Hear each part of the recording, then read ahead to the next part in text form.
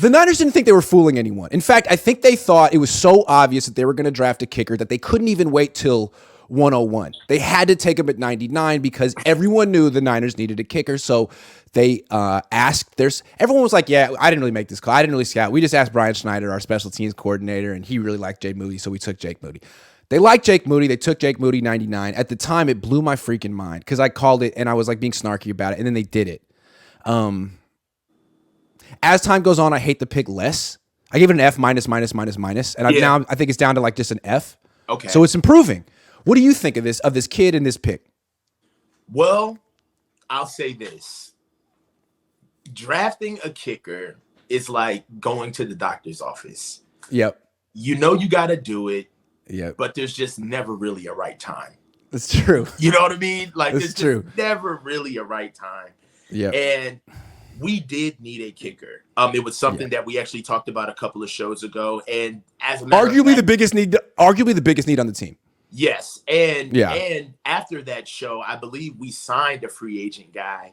And even then, Zane Gonzalez. It seemed like he's gotten injured in warmups twice, I believe. Yeah. So this is one of those things where it's kind of like insurance. You know, you pay every month and you don't know you need it until something actually happens. You know, so we need the kicker. And, you know, in true 49ers fashion, we actually got a guy that we can just tuck away and just be the guy. You know, for all intents and purposes, for what Robbie Gould did for us, he deserved to be ushered out with respect and to leave on his terms, right? And I feel like if you think about it, this is that entire exodus come full circle. Robbie Gould is this kid's age.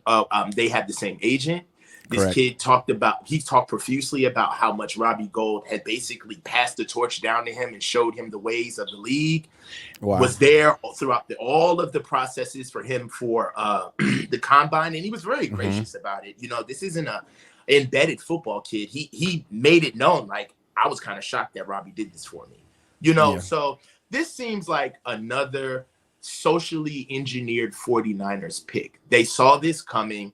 They understood that they had to do Robbie the right way. And if you think about it, we upgraded this kid. His career long is 16. I think it was a 59 yard. Yeah, Robbie doesn't have that anymore. Robbie does not have that anymore. And honestly, consistency. Hey, can he kick the ball in the end zone on kickoffs?